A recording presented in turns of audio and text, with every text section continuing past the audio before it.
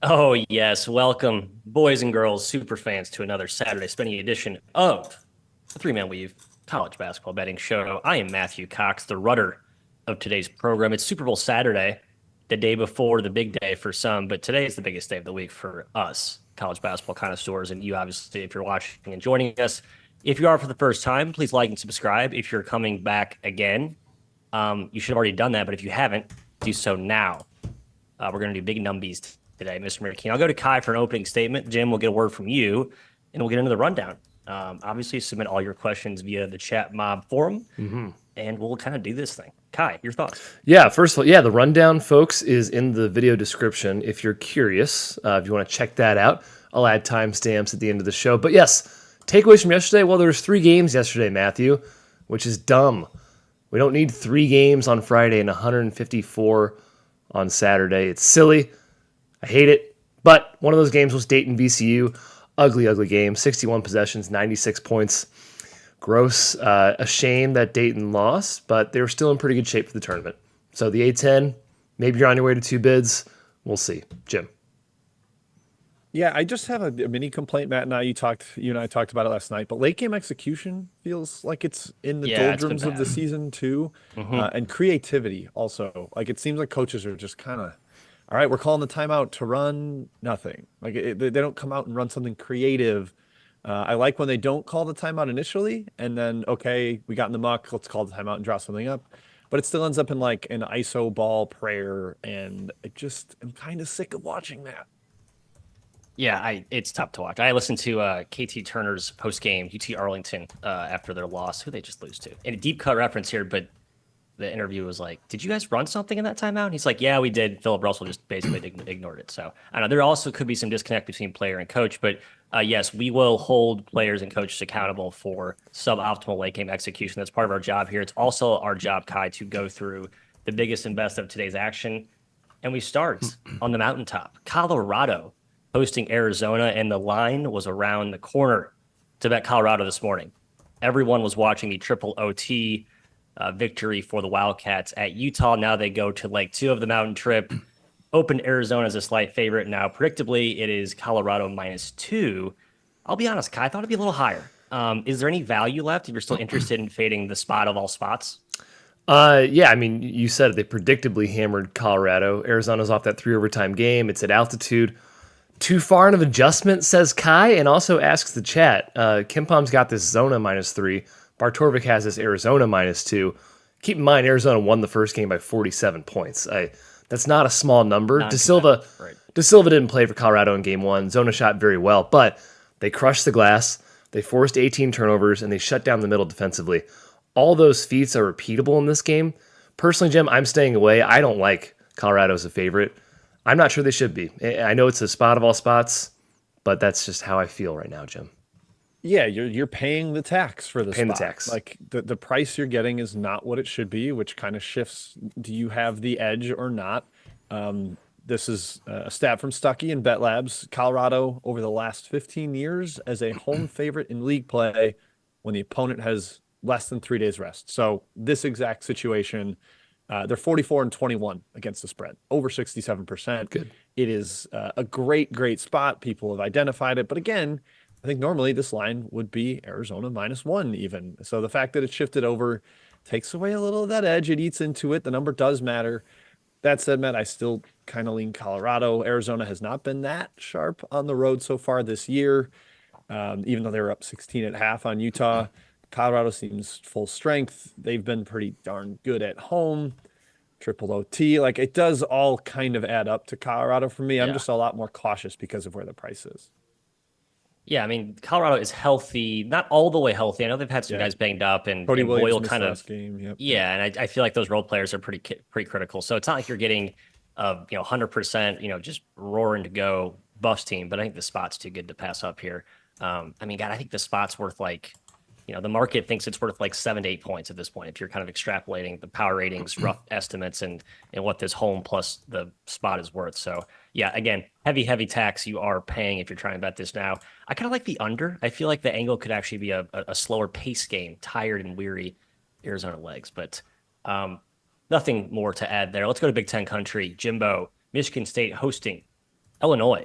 Michigan State sits at 9 on the 9 seed line, I should say, on Bracket Matrix's updated projection as of now. So I wouldn't say they're a bubble team, are the Spartans, but they need another few marquee wins to solidify their spot in the big dance. Laying a field goal at home tonight, it does feel a little short if you're of the belief that Michigan State is still a legit basketball team, but hard to fully buy that with their inconsistencies lately. I think some minor injury concerns here as well, right? Tyson Walker got banged up last game. I don't think it's too serious. I believe he's playing today, but just something to watch. Obviously very important. Jim, take on this game. Yeah, I mean, they basically played to a draw in Champaign, but no Terrence Shannon in that matchup. Kind of impressive for Michigan State. AJ Hogarth was 5 of 19 from the field. He should not take the most shots on the court. That is a problem if you're a Michigan State. Illinois did a nice job attacking with Rogers when they put Sissoko or Cooper on him. That was kind of like the creative matchup Tom Izzo did. I'll put my big on your non-shooter. Rogers did a nice job cutting, driving, getting some floaters in the lane. He kind of punished that approach. I think Michigan State's transition defense is huge, Kai. They keep you out of that. They're really good at getting behind the ball. Illinois loves to run, especially with Shannon back in there. They don't run at like a top 5 rate in the country, but they are awesome when they do. When Shannon gets downhill, he's basically unstoppable. So keeping them out of that is really important. Historically here, no edge between the coaches. It's like a coin flip ATS every time, 5-5 over the last 10 meetings. So this one kind of, I didn't really get anything with this, Kai. I actually thought the line was tilted towards Michigan State, but it's Big Ten home team, so yeah. I'm not going to recommend Illinois. Yeah, game 1 was a doozy. Yeah, Illinois held off Michigan State despite no Shannon. They won at home. This is a big game for Michigan State. Matt mentioned the seed line they're on in Bracket Matrix. They're the ultimate result-based metrics say they're not great. 49th right now, average. That's not very good. Versus predictive metrics have them at 17.5, which means they should be a really high seed. So it's two things going against each other. They only have 2 Q1 wins. This is huge for Michigan State. I expect them to shoot better than 5 for 19 from 3, like they did in game 1. They've really turned around their shooting period in Big Ten play. We talked about how they didn't shoot well in the non-con. Now they're shooting 40% from 3 in Big Ten. I think that's more true to their form, to their shooters on their team. This game, excuse me, Matt, definitely screams Michigan State. But I kind of agree with Jim. I don't think there's any value at -3.5. I do not either. Big Ten home courts, we talked about all season, like broken records. They are 44-35 against the number this season, but last 30 days, 28-25. So basically just over break even. So I think the market has pretty much baked in a lot of these juicy Big Ten home spots. So it's not like you should be rushing to auto bet every Big Ten home team. Pretty frequently you're paying a tax for these spots, as is sort of the theme all year with this market. Well done, market. You've sharpened up this year. Much Ken has this -1, and it's right. 3.5 points more. So again, there's your tax. Let's head to SEC country, Mr. McKeon, where we have a little teacher versus student. A rematch of last year with the first time when Bruce Pearl and Todd Golden laced up their sneakers, coaching across the aisle against each other. The former Bruce Pearl assistant was Golden, also comes from the Randy Bennett tree, Kyle Smith, but he did a quick stint under Pearl. Last year's game was a lot slower, more of a rock fight than I think we thought. And this year looks like it's going to be an absolute blistering track meet. I was kind of thinking it might trend toward what we saw in the meeting between the last two last season. Just familiarity, defensive advantage perhaps. But what's your angle on this handicap here? Basically hovering around +2. So a short home dog for the Gators, where they've been much better offensively this year. Yeah, I just tweeted this. Auburn's up to 4 in Kimpom. They're the only team in the country that's top 10 offense and defense. This is a scary team. Very, very much for real, in my opinion. Maybe not so much on the road. They just beat Ole Miss convincingly on the road. This is only their 7th true road game of the season, which seems like a very small number comparatively to how many games they've played. They're 3-3 against the spread on the road. So not horrible, not great. Definitely not as dangerous than they are at home. It's a massive opportunity for Florida. They stay above 500 in the SEC with a win. They strengthen their resume. They have been very good at home, just that one narrow loss to Kentucky. Theoretically, they have the size to combat Janai Broome, hand-locked-in Samuel Condon. It's a pretty good rotation there. I think Samuel's versatile enough to hang with Williams if he extends him on the perimeter. Can the Gators handle ball pressure? The guards? I trust Poland a lot. Usually trust Clayton. I don't trust Kugel. He's been very hit or miss this season. We'll see what version we get tonight. He's good Kugel. Yeah. Good cool version. Florida's defense has been a sieve, though, in league play. That's concerning. The interior has been gashed kind of over and over. Maybe they overextend on threes. Maybe you don't have to do that against Auburn as much. Maybe the matchups there on paper, Jim, for Florida. I just can't fully buy this team yet. Yeah, they're just not as good in the biggest games. They've Right. undefeated against Q2 through Q4, but 1-7 against the top quadrant. Like their toughest games, they haven't been able to get over the finish line most of the time. The at Kentucky one's the only one they did, and they needed a buzzer beater to send that to OT. So, coin flip type stuff late. The spot is very good. Florida's had a whole week off after a loss, whereas Auburn had the home run hype spot effort. Here's the jungle, or Katie Johnson goes nuts for 40 minutes midweek to beat Alabama, our rival. Now you go on the road. It'll still be a good environment, and Auburn does feed off of that and that, but they're much, much better at home against the spread numbers indicate. Kai said, but they are on the road, only 3-3. I do lean Florida here, even though, again, I think there's a small price tax in here. It's just a really, really good spot for the Gators. So lean Florida. Yeah, I mean, even Pearl himself said in yesterday's press, or it was Thursday's press conference, late Wednesday night game, big game. They travel Friday to play an early tip on Saturday against a team that's been off for a whole week, and a team that's been off, coached by your former mentor, mentee, I should say, that knows your playbook like the back of your hand. So yeah, pretty tough spot here. Again, a tax you're paying. I paid it though. I took first half Florida and full game Florida. Tired of watching my Gators squander away lead. So hoping at least the first half they get there and they can actually close this one out to bolster that resume. Last game before we get to the chat mob, it's a big one. An odd non-conference tilt, but a juicy one, Jimbo. Kentucky hosting Gonzaga. A lot of hubbub about the Wildcats' poorest defense so far, but the Zags this year, obviously a little bit of a step down talent-wise, just overall, caliber. Tough spot travel, I would say, but it seems like, we were hyping up the Zags. This is like their home run, last chance to get a marquee tournament win. But the market seems like Kentucky here, betting it up pretty quickly to 5.5. I think it opened around 3. Your take on this one? Yeah, it's bounced around. It was 3.5 at the DraftKings opener, got up to 6 at Circa, and then got down to 4.5. It is now back to 5.5. This is like a major tug of war game. I think if you're really buying into the travel being a major issue, then I get it. But I don't think it will, honestly. I know they're coming from a home game against Portland. That could have been a look-ahead spot. They blew out Portland. Like Matt said, Kai, this is so huge for Gonzaga having a chance at an at-large bid. A lot of the predictive metrics back up how good they are, but they just haven't won a lot of their big games. The big wins they got, USC, Syracuse, the teams have fallen off a cliff. So that has not helped them. I think this one stays competitive, Kai. I kind of like Gonzaga. It's going to be terrific to watch. It's going to be up and down. Every Kentucky game is aesthetically pleasing because they don't play much defense and they score like crazy. The Kentucky injuries are something to watch. Trey Mitchell, DJ Wagner, that starts to tilt me towards Gonzaga. I'm just a little scared of the Zags only having 2 guards going into Rupp Arena against a team with like an army of them. So lean Gonzaga, 5.5. I'd be pretty close to betting the Zags. Yeah, you guys literally said it. Gonzaga needs this game to save its season. Their at-large chances right now look pretty bleak. This would be a massive Q1 win, maybe Q1A win, probably Q1A, which is the highest quality of win you can get. And yeah, Kentucky's been shaky with the guys in and out of the lineup. Wagner's missed 3 in a row. Mitchell missed last game. Edwards missed 2 a couple games ago. Dillingham was out a few games back. So are they full strength? It's a major question. Kentucky's defense, atrocious right now. A symptom of their style of play, perhaps. They get out in transition at all costs. Perhaps it's the youth. Perhaps it's coaching. I don't know. But the Zags, I think, do score pretty easily. I think EK, excuse me, is just fine inside. I think Mark Few puts together a good game plan here, exploits the undisciplined defense of Kentucky. But can the Zags get enough stops on the other end, on the road, against one of the best offenses in America? Defending the three-point line is a must. Getting back in transition is a must. The Zags are not bad at stopping transition from the stats perspective, but this is the best transition team they've faced all year. So, Matt, I lean towards the Zags. It's the desperation spot. It's a better coach, in my opinion. I lean their way. I think they can get the upset. Definitely like them at 4.5. Yeah, I think it's a great game from a bookmaker perspective. You get pretty clear tug of war action both ways here, and yeah, you can dissect it from a million different angles. 169 is the total.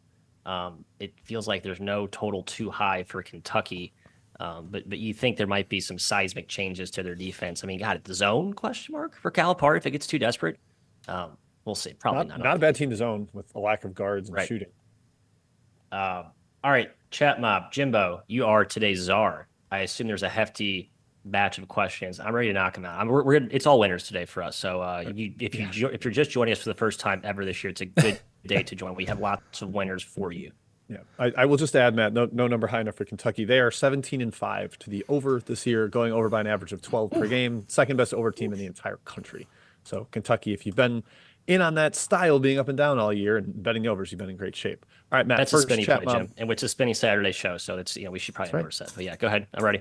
First chat mob question is right back at you, Matthew. Your alma mater, Indiana. They are headed to Purdue. They are 17-point underdogs. Is God. this the blowout that the spread I indicates? don't know. And I feel like it's going to be a runaway. I just think maybe IU responds and plays competitively, and Purdue sleep well. I don't know. To me, it's like don't touch this game. It's a laughable number. It really is a. This is a the biggest tale spread of where ever. both programs are. I should have done my database check there. What about? I mean, It's there was gotta the year be. Indiana went like 3-29 or whatever. Crean's I don't first know. year. It's got maybe that was good point. Kai, to you for St. John's at Marquette. Tinley Monk curious about this. He's going to be in the house for it. Marquette is laying 7.5 or 8 right now. They're close to, I guess, as close to healthy as they're going to get with Sean Jones out. What do you think? I lean towards the over in this game, especially with the health of Marquette, the guards specifically getting healthy. I kind of lean towards St. John's. I'm not looking to fade Marquette really, but 7.5 is a pretty big number for a team that I think is still pretty talented and obviously still has at-large aspirations. So I slight lean to St. John's, stronger lean towards the over in that game. Yeah, I believe I bet the over full game in the first one, and that I did not definitely get there. did. But I live bet the over at halftime because it seemed like it should be a lot higher scoring, and at least the live bet got there narrowly. So lean that way with you. Matt, your favorite team in the country, the Buffalo Bulls, are headed to Georgia Southern as part of the MAC Sunbelt Challenge. A lot of great questions about this in the chat. Georgia Southern's been bet up to 9. Is there any reason that Buffalo shows up for this game? I don't think so. I don't think any of these road teams show up for this game. But I don't really want to lay 9 points with Georgia Southern, who has played much better, but like they didn't win a game in non-conference, and now you're expecting to cover 9 in a game that means nothing to them either. Very stark or very conflicting forces here. Equal, stay away. Yep, fair. They're a little healthier. Eugene Brown's back in there. The Ohio State transfer starting to trend up, but still no Deuce Dean, and I think he matters. Another one from that challenge from Aaron. Kent State at Troy. Troy is laying 6. Man, it's high. It's high. Preseason, this would Troy's be good. I know. I love Troy. I've been doing very well on Troy, but Kent State's a team that I still think is pretty good despite their performance this season. Preseason 6-point spread, Troy Kent State is unfathomable, whether at Troy or at Kent State. So I lean towards Kent at 6, Jim. Pure number is too big play, but again, I agree with Matt. In general, these challenges, I think the home team is the much stronger bet. Yeah, especially like I know some of these spreads might get dicey, but if you want to throw home teams into like money line stuff, I feel pretty solid that the home teams are gonna be effective. Like on that unless part. you're James Madison Akron, like every other matchup's like I don't think either team really cares that much, So I don't know. It feels very random in general. Matthew, kind of a 2-pack for you from Jets Pete. Similar question. Sac State and Portland State, both in the difficult schedule spot of the Big Sky. Now they're headed to better teams. Weber State hosting Sac State, 14-point favorite, and then Idaho State, 4-point favorite over Portland State. Either of those games jump out at you. Yeah, I've been on Portland State. I know Ishmael Habib is questionable, probably out for this game. Pretty critical guard, but I know Ohio State's been much better, but I don't believe they should be favored by 4. So I did bite some on the Vikings. That's probably a loser, and I think it's probably smart to fade Sac State. They've been terrible. I watched that Idaho game, just no heart. They're playing like 40 possessions a game. So even, with a minimum number of possessions, I still think they can't cover that number. 14, I think. Yeah, 2 touchdowns. No, can't do it. Yeah, one of the guys before me in the VCEN contest took Weber State. It was just basically like, I don't think Sacramento State likes each other. I don't see why they show up to this one. Yeah, it's a bully bet. Kai, we saw Drake live and in person last weekend. did. Mike Zhang is asking about them headed to Bradley. Bradley off a surprising loss to Evansville. Do they bounce back today? I lean towards Bradley bouncing back here. Health for Drake? Question mark. Connor Enright missed last game for Drake, which was surprising. Jim, Yeah, illness, I think it was. illness. Yeah, he was fine against Indiana State. I lean towards Bradley. Really good home court for Bradley. Like Jim said, a weird loss for Bradley as well last game. They're still a really good team. I lean their way against Drake. I'm going to take this one from Matt Akers. Wisconsin headed to Rutgers. With tough early tip, Wisconsin on a 3-game losing streak, and John Blackwell did not look good in warm-up. Sounds like he might not play. I know he's only 20 minutes a game type of guy for him, but he gives a very nice spark off the bench. Rack has been a major house of horrors for Wisconsin. I know this total is low, but I really like the under. I think Wisconsin is trending back into Greg Gard overmanaging, bad offensive possessions, and Rutgers is a dead nuts under team in league play. So like the under there, lean towards Rutgers on the side. I love Rutgers. I'll say it right now. I love Rutgers here. Matt loves Rutgers. All right, there you go. Jeremiah Williams has started to contribute for them now that he's available and eligible. Kai, you love the ASUN. It's super easy to predict. So we're going to talk about Queens headed to Austin P. This is one of Harry R's three-pack of questions. Austin P laying 3 at home. DeMarcus Sharp in, out, probably out. Didn't look good in warm-ups last game. Any thoughts? The ASUN's impossible. It's impossible to bet. Austin P destroyed Kennesaw State last game without DeMarcus Sharp, the best player in the conference. You cannot bet this league. I would stay away. Yeah, seems reasonable. Matthew, Grand Canyon has been thoroughly dominating their league. They are minus 15 at home against the very feisty, at least in the non-conference, Southern Utah T-Birds. Can the Rob Jeter squad hang around at that crazy arena of Havocs?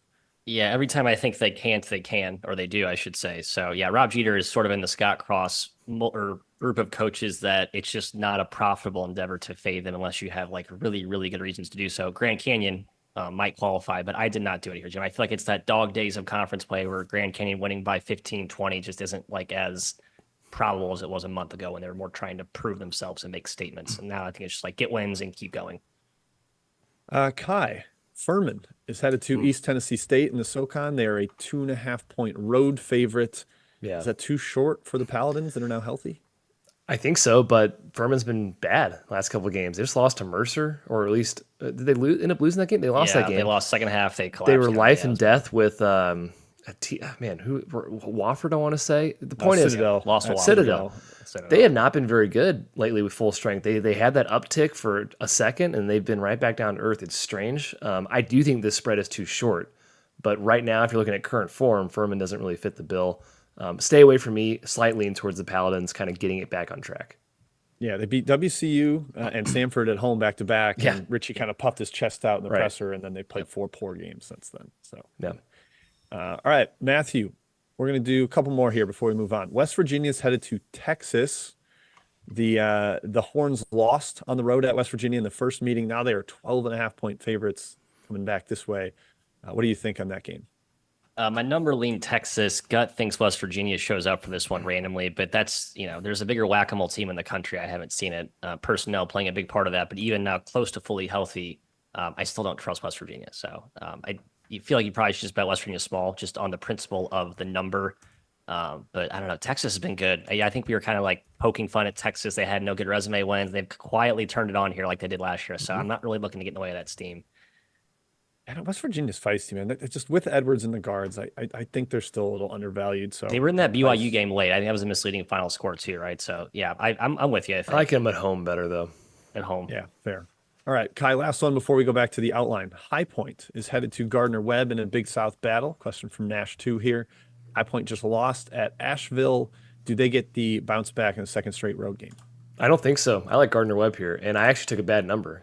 It's up to 4.5. Gardner Webb's a good team, man. I think they can win this game. So I took them at 4. There you go. All right, Matthew, back to the outline for a Big 12 battle. Yes, the biggest of Big 12 battles and a precarious market move here. We saw a lot of money coming in on the Rock Chalk Jayhawks, Kai. They are hosting Baylor after that K-State letdown, a predictable letdown, right? You play like the 96 Bulls against Houston. You go across to Little Apple. You get beat by a very, very hungry, desperate K-State team. Now you come back home. I don't have the stats in front of me. Stat boy, please, nurse, Nancy. Baylor at the Fog has been awful. Not good. I think Jim has a stat. Jim, I'll tee it up for you. Let us know. Yeah, I don't have the ATS stats on the road, but I do know that Scott Drew is 1-15 straight up at the Fog, and Bill Self is 299-17. At least that was heading into this year. So he has 17 losses at the Phog. Scott Drew has 15. Like that's insane. I know it's one home venue and one road, but that's absolutely ridiculous. Head to head, Drew is 13-19 against the spread against Billy Self. Kai, the depth just hasn't quite come along for KU. Self had some quotes about Timberlake this week of like, we still think he's going to be good. He's really trying hard out there. And it's like, ugh, I don't know. It's that top 5 and not much else. I think Baylor can keep this closer than 8. I think they're feisty here. Yeah, how much is Phog worth? Yeah, it's up to 7.5, 8. Bart Torvik does make this game closer to 7. Kempa makes it 4. This has been a house of horrors, we just said, for Scott Drew, right? It's not a good spot usually to back Baylor. Kansas hasn't lost at home all year, but KU 6-5 against the spread at home this season, 6-5-1 actually, with a negative cover margin. They're not destroying teams at home. In fact, we've seen them get a little bit fortunate that they've had the refs on their side at the end of games. Baylor, their record in the Big 12, they could be undefeated right now pretty easily. Their 3 losses, overtime at K-State, 2 points at Texas, triple overtime against TCU. Those are their 3 losses. They could be undefeated right now. This team's been playing very well, in my opinion. I think the spread is too high. They have no answer for Dickinson. They have no answer for the Phog. But 8 points is a ton for a team that can score as easily as they can, and they have a multitude of weapons offensively.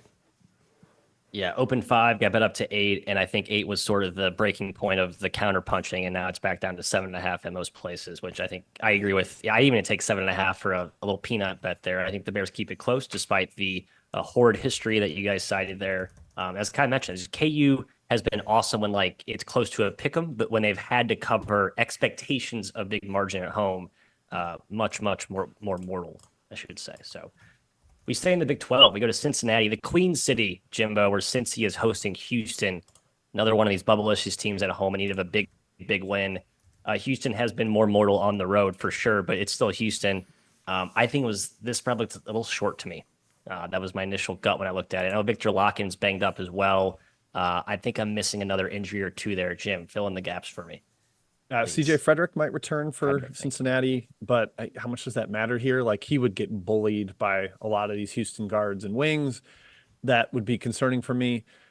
Kelvin Sampson owns Cincinnati. He is 9-1 against the spread in the last 10. That's 5-1 against Miller, 4-0 against the John Brandon disaster before that. But he's just kind of had their number. I felt this was a little short too. I know he thinks Sampson like complained we shouldn't have been favorites at Kansas. He hated that, and they're favorites on the road again here. But even with Cincinnati having some size inside, some physicality, and Newman will be on either Shed or Cryer, probably taking him out of the game. He's a great defender. I still think this is Houston's game. I think they can get on the offensive glass a little bit despite Cincy's size. I would lean Houston there. Yeah, I think Houston's a scary team to fade in general, but they have been more mortal, or at least held at bay in the Big 12 in road games. Lost to Iowa State, Kansas, TCU.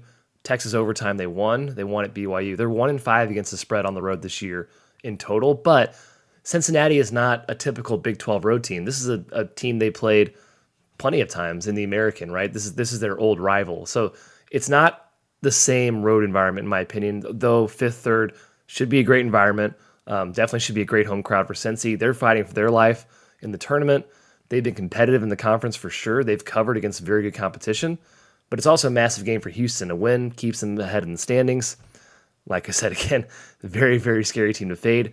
And Cincinnati, the worst three-point shooting team in the Big 12. That's a horrible sign against Houston. Also, one of the worst turnover rate teams in the Big 12. That's a horrible sign against Houston. I'm not sure they have the horses or the matchups here. I kind of lean Houston here, Matt, despite the home environment, despite the generally high spread of 5. I do too. And yeah, obviously it's a low total, so it's going to be 5 will feel like a mountain decline, but I do think they get there. Sort of akin to the way the BYU game played out for Cincinnati. It was a nip and tuck, but then the last 2 minutes, Houston kind of separated just enough to cover the short number. I think it's similar tail plays out here. We go to SEC country for our second to last game on the rundown. Texas A&M. Rinse, wash, repeat, another short home dog in desperate need of a resume-boosting win to feel safer about their tourney prognoses. Jim, Tennessee, really, really good at home. Awesome at home. Really good on the road, too, but certainly more mortal, we would say. Do you think there's any value here on the short home pup that is Buzz Williams? No, I think this one's bet too far. I like Tennessee here. Great. I just don't really buy Texas A&M. And if your goal is we must win the extras, Tennessee's a pretty tough team to do that against. They're very physical. They're going to compete on the glass. They're not like some immortal defensive rebounding team, but they'll be in it. They've got size and athleticism at the 3 through 5 spots. And Kai, honestly, I like the over here. This is one of my contest picks for the circuit contest. Tennessee's played 6 road games. The total is 5-1 to the over. The average margin is 20 points. They're going over by 1,000, and that does not involve any OT games. It is not like influenced by that. Just had a lot of track meets on the road. Now Texas A&M's 3-8 to the total at home, so they've definitely been more under. But I just think Tennessee likes to get up and down. The defense isn't quite as sharp on the road. Love the over. Also, definite lean to the Vols at -2. 20 points. That is a bit above average. That's Yes. that's very high. Yeah, one team I like and one team I really don't. And I like Tennessee. I don't like A&M. A&M's a brutish team. They rely on bully ball to win games. Number 1 offensive rebounding rate in the country. Number 2 free throw rate in league play.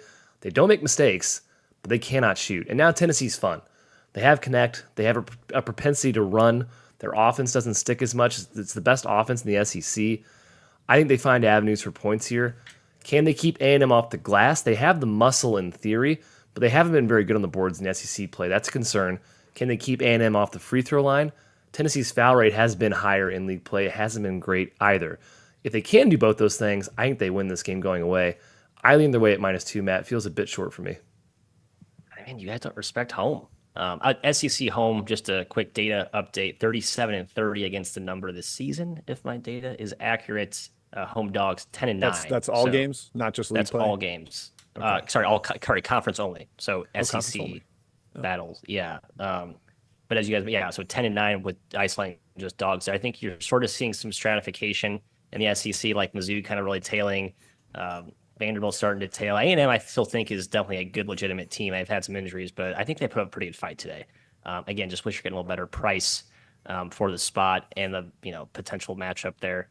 Yeah, price Final just isn't game. good for that. Yeah, two is right. too short. So I agree.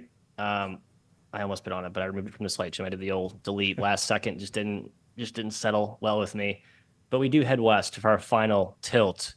Quack, quack, quack. The Oregon Duckies are hosting the Cougars of Washington State, and my boy Kyle Smith and the Gatorade machine quietly climbing into tournament picture. Big one today against N'Faly Dante and the boys up front. The Ducks are reeling with depth. Dana Altman talked about in his post-game presser. Nate Biddle could play today in limited fashion, but still a pretty heavy dose of Jackson Shellstad and the boys of Oregon there. I kind of like the Ducks, Jim. Am I crazy? No, I don't think you're crazy. I like them at home. The first game between these two I watched, it was an efficiency bonanza. Like both teams made every shot for the first 18 minutes. It trended a little back towards a normal game after that, but it was ridiculous. The shot making was outrageous. We could see something similar here again. I think both teams are a little better offensively than defensively. The backcourt, Kai, for Oregon, kind of been a rotating cast of characters. Like Kusnard's in the starting lineup, then he's not. Barthelme's in the games, and then he's not. He's had a little injury lately. Okendo was like playing 8 minutes a game, and now he's starting playing 25 or 30.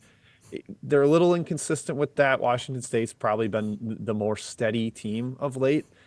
But I like the Ducks into the woods. Tough environment there. Yeah, extremely important game. Pac-12 standings and tournament hopes. Both teams right on the bubble. They're tied in the Pac-12. You mentioned the first game, the Ducks won in Pullman. 14 for 24 from 3 will help do that for sure. Washington State was hot too, but Oregon even hotter. Speaking of hot though, Matt, Wazoo, one of the hottest teams in the country. They've won 7 of 8. They're 6-2 against the spread in their last 8. And Oregon has been so-so. You guys mentioned the health. They're getting healthier, but also Barthelemy. He missed last game. I know they won. I think he's a pretty key piece in the backcourt. I know Rigby, Brennan. I know he's good. I know Shellstad's great. But I think Barthelemy still matters. I kind of think Wazoo returns the favor of the Oregon win on the road. I think Wazoo gets one here, especially if Barthelemy's still on the shelf. They have the size to compete, and I think Rice is a killer. So I lean towards Wazoo. And they have size to battle with Dante, right? Which is such a massive mismatch for most front lines in that league. Guys, chat mob round 2. Let's hit it hard and heavy, Jimbo. I'm ready. Let's do it only after everybody hits the thumbs up button hard and heavy too. Yeah, Give me one of week those- like numbers. give me one Week of those like likes. numbers. Got great Numbies. viewers. Doing big It's numbies so today. easy. Just plop a little like on that. We would really appreciate that because Best Bet Show is probably back daily next week. Teaser. Next Get week. excited. Wow. That's right, folks. Post Super Bowl, we think we have a verbal agreement, so it is very very likely happening on Tuesday. All right, starting with Kai, going to you. Okay. Kind of a bizarre question from Mr. Corp. The total on Southern Indiana, SIU Edwardsville. If you have any take, please feel free to give it. I will quick look at what number I made there, and if I have anything, tell me what you got. Over. Oh, Matt has a take. I don't have a take here. Okay, I like don't the have over. a take. Tell him that. Tell him why. SIUE looks like they're starting to push the tempo a little more. Desmond Polk is healthier. Him and Rayshawn, when they're at their best and healthy, they are a blur in the open court. I think it's a little more helter-skelter. Southern Indiana, coached by former Bruce Pearl assistant. I think it plays like an Auburn type of game. 140 seems low. Thanks, Gabble. Interesting. All right, Matt. Kai, we'll go back to you then. Sam Gardella asking about Chicago State back in action. One of their few remaining games. They head to South Carolina State. Man, I just don't want to bet against Chicago State in these spots where it matters more to them than to their opponent. I don't either, but this one qualifies. Chicago State's favored. This isn't like a plucky dog Chicago State at a mid to high major who definitely doesn't care. South Carolina State probably cares about this game too. They're not getting many opportunities to win or host non-con competition. It's around a pick. I stay away here. I lean Chicago State. How can you not with the way they've been against the spread on the road this season? But I don't think it's the same type of environment that we've been used to Chicago State covering in. All right, Matt, to you, Green Bay at Youngstown. This one's now double digits. The Penguins laying 10. And Creighton and Xavier is next on the chat, guys. I go in order of when it's asked. Relax.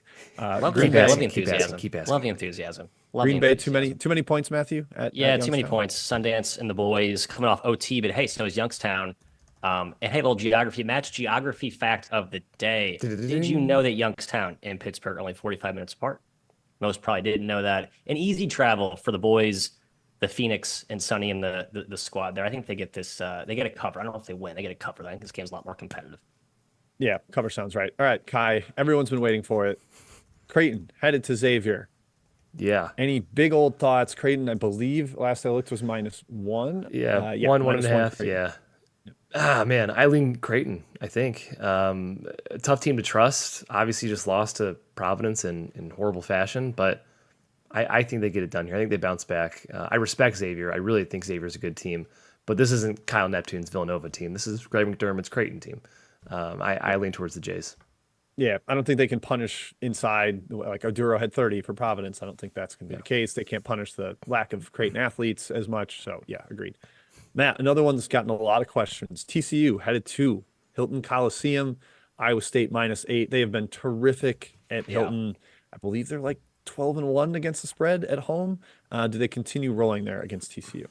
I do like TCU at +8. Jamie Dixon getting 8 points. I don't care where the game's being played, but just look at Iowa State's home result, Jim, right? They were, they had Kansas down close to double digits. I know they ended up closing 4 on that last second 3, but that was close to a double-digit type game. They beat K-State by 11, Oklahoma State by 24, and they beat Houston as well. So, yeah, I mean, I would say fade Iowa State at home at your own peril. I did, however, take TCU very, very small. Yeah, it's actually 11-2 at home against the spread because of that KU backdoor. And TCU has been feisty at Fog, at Cincinnati. They've been solid on the road. All right, Kai, Maryland at Ohio State. Maryland's starting to play well. Ohio State very much a dead man walking. Are you going with the road Terps there as a short dog? Yeah, I lean towards the road Terps. It does feel like Ohio State's kind of out of gas this season. Now, if you want to get cute, Ohio State's been a pretty solid first half team, I think, if my memory serves, and they've been getting brutalized in the second half, a la Michigan a bit. So I would lean towards Ohio State maybe in the first half, Maryland maybe in the second. Don't get cute, it's just leans here. Lean towards the Terps overall because of Ohio State's current state. To Kai's point, they are playing like a top 50 team in the first half, a bottom. They're like 140 or something in the second half, adjusted. Good. Points. Yeah, they roll over, or roll over, or just don't have the gas. All right, Matt from Helms, Chattanooga at UNC Greensboro. He is specifically asking about the total. And I actually think both these teams have been kind of over teams in league play, just based on my perception. I don't have the numbers. But Greensboro, not as much of a crawling team anymore. And with 2 scoring guards, Chattanooga's scored well. Any thoughts on that? 144.5 is the number. Yeah, I do like the over there. I kind of like Nuga on the side. I made this like 1 or 2. I have Chattanooga rated very, very highly though, and I'm probably disrespecting the Spartans, who have been a little bit vulnerable this year though. I don't think they've been as ironclad defensively to Jim's over point. So I lean toward Nuga, and for the same reason, I kind of like the over angle too. Kai, big one in the Mountain West as they endeavor to put 6 teams into the NCAA tournament. Boise State headed on the road to Utah State. Nevada just got a big win over San Diego State last night. Now the Aggies laying 5 at home. These both teams trying to be in first place at the end of the day. What do you think? I think you're paying for the spot again with this tax, man. 5 points is too much. I love Utah State this year, but I think Boise's very, very good. It's hard to fade Utah State at home in this situation, but it's also hard to lay 5 points against Boise in this situation too. I think it's a stay away. I think the line is over corrected for the spot and for the home environment, but I don't think it's worth fading it either. Matt, does Vermont get a bounce back performance at UMBC laying 12? They've taken a little bit of money after a bafflingly disappointing loss at NJIT last time out. Yeah, this screams look ahead. I think that today Vermont confirms that loss was look ahead. I think they smack UMBC. I also like the over. Feels like a 150 total with any game involving UMBC seems low to me. And Vermont's shown a propensity to run and score at will, so I think they hang 90 on the Retrievers. There you go.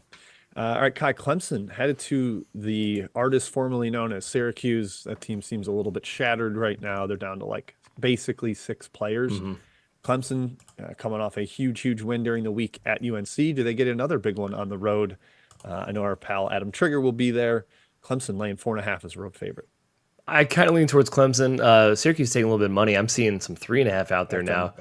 Definitely like 3.5 more for Clemson. Yeah, you said it. The current state of these teams, Clemson is still fighting for a good seed in the tournament, and Syracuse appears to be done at this point. Kicking Benny Williams off the team, maybe it's a good thing. I tend to lean towards not just because of the depth.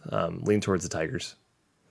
Matt, the inverse of the Vermont game, NJIT now hosting the other contender, UMass Lowell.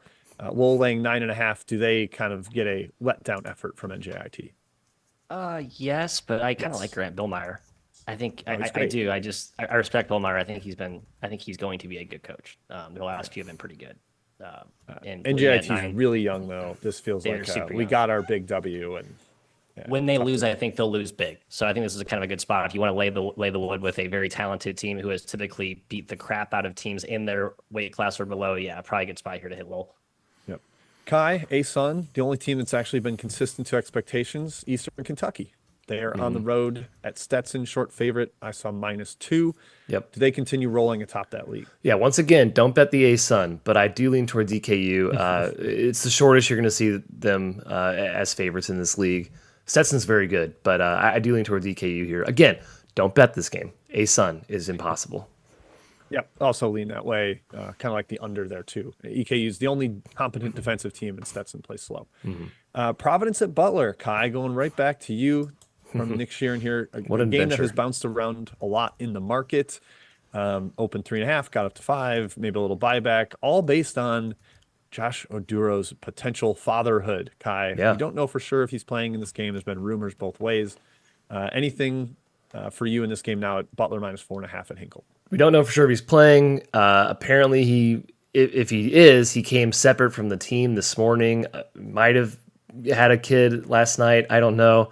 He is insanely important for Providence. If he is even limited, it is a huge deal. This team is Devin Carter and Josh Oduro.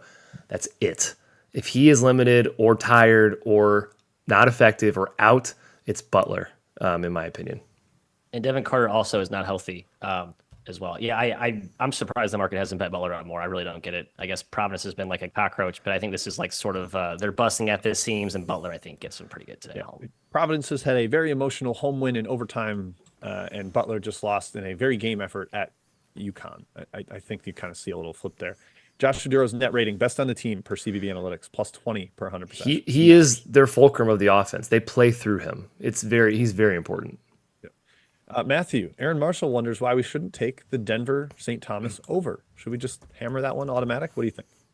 It does seem like the right play. I know St. Thomas sometimes likes to play slow-mo. I can't quite get a pulse on the preferred pace of Johnny Tower and the boys of St. Paul. I kind of like Denver at home. They burned me a lot recently, but I do think at home on a quick turnaround, with the offense that they're on pretty intricate, I kind of like Denver on this side more than the over.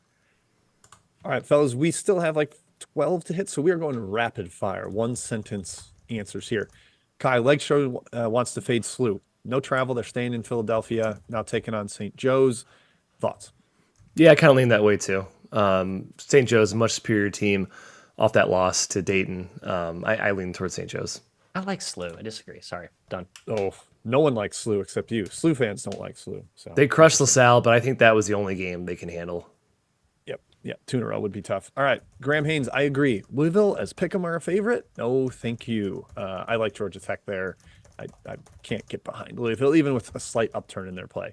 Matthew, is 7.5 too many for Cornell headed to Yale in a big, big battle of Ivy undefeateds?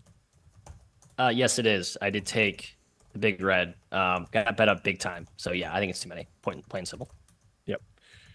Kai Duquesne at St. Bonaventure, another team we saw live last weekend. Bonnie's laying 5.5 at home in Olean.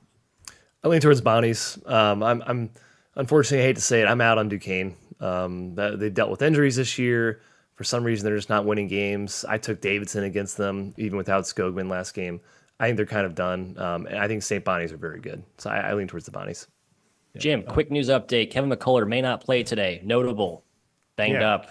Pretty seismic. Jesus. Is that true? And Jalen Cook, not starting for LSU, probably out again. He's worth like 1 million points for LSU. So 2 pretty notable things to keep an eye on, folks. Jim, back to you. we're getting to Alabama and the chat questions from Harry, but they've been taking money right now. It's like 6.5 up to 8. So people are onto that. Nash 2 asks, is Holy Cross a live dog against American? Yes, I think so. They have been much better when all 3 of Batchelder, Octave, and Montgomery play, and they should be healthy.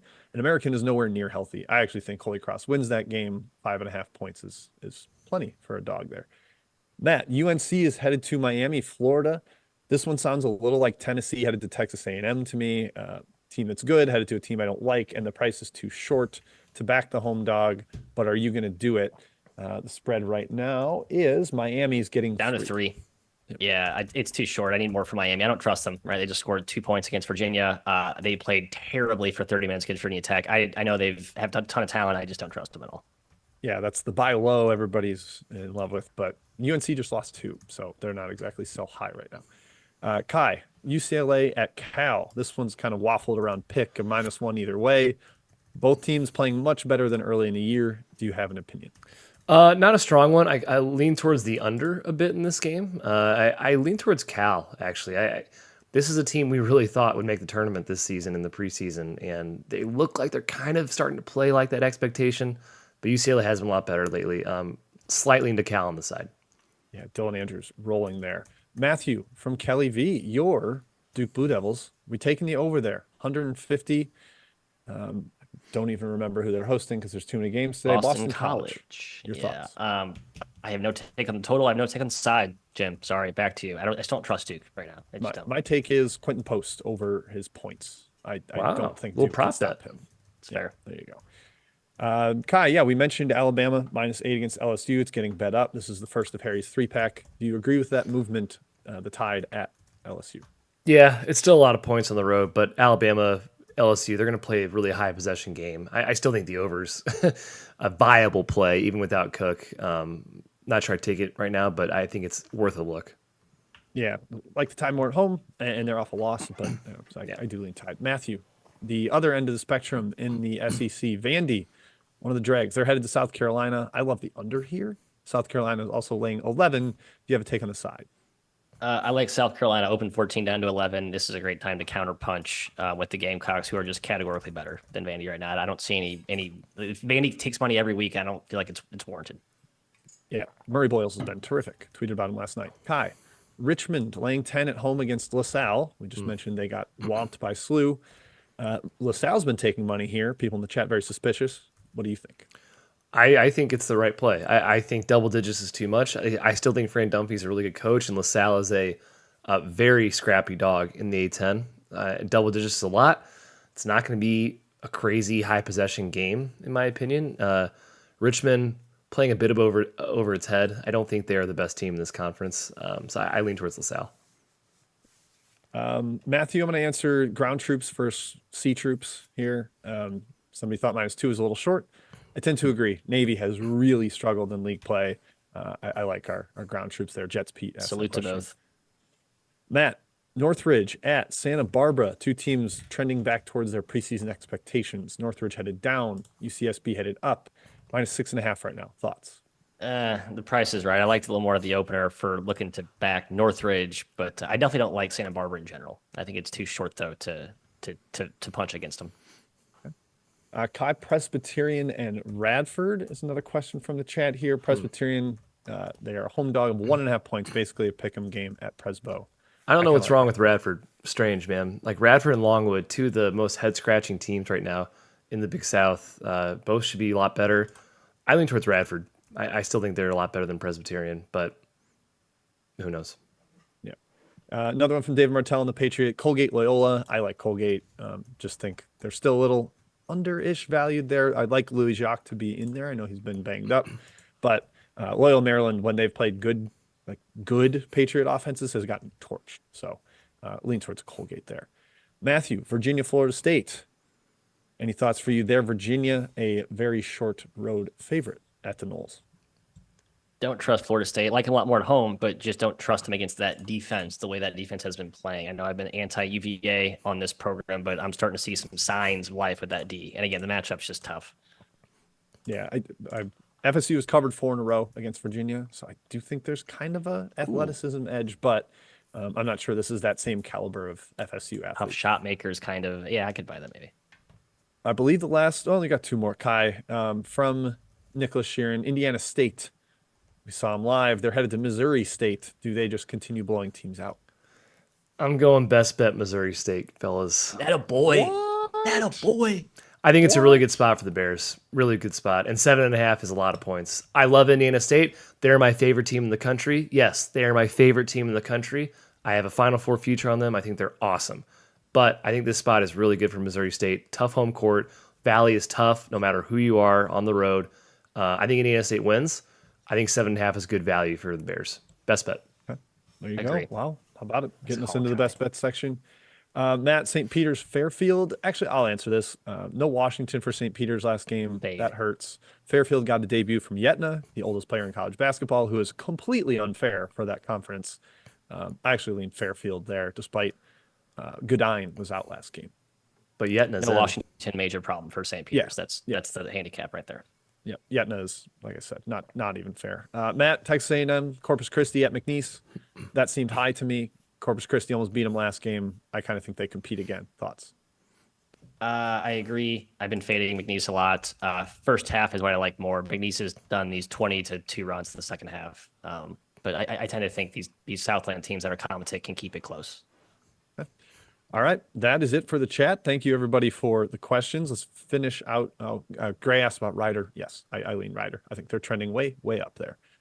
Kai, any other best bets for you besides Missouri State? Just the Bears today, Jim. Just the old Bears. Okay, you are a huge Chicago Bears fan, so glad to see you on Missouri State as well. The biggest Chicago Bears fan, you know. That's right. Matthew, your best bets for this fine Saturday? A couple of spinny. Actually, I have one spinny bet and one sharp bet. So the spinny one first. VMI Sanford over. Is it 179? Oh, you rat! That's my first one. We'll double it up though. You can't be price picky when you're betting a total in the 170s. It's open to 170. It's up to 172. I mean, the first one. It's up to 170. It's 174 in some spots. So if you see 172. Yeah. It's just like an elastic rubber band of a slingshot of a game. I know you can argue that this rematch will maybe play slower. Maybe Andrew Wilson was like, I don't want to see 140 points scored on me again. But I think he actually doesn't care about that. He just wants to score points with his young team. And I think it's an absolute shootout again. Over. Yep. This total 7 points higher than the first game. Wow. I'm okay with that because VMI is playing categorically different. They hired Xavier Silas as a new assistant for league play. They're playing super fast. I think Wilson is like, if I'm going to get people to come here, it's got to be fun to play here. So that is a big like a Grinnell, type thing. Yeah. Why they're doing that. First game had 130 at halftime. 130 at halftime. So yeah, I like the over quite a bit. Matt, any other best bets? Sorry to step on Yeah, your no, toes. you're good. I'm taking FIU, my Panthers, who could be down to two of their best players. I don't care. They beat Sam Houston without them last game. They've been off for a week. Middle Tennessee going from Lynchburg, Virginia, Kai to Miami, and they've been non-competitive. I don't get why this spread's so short. I know FIU is a tough team to trust.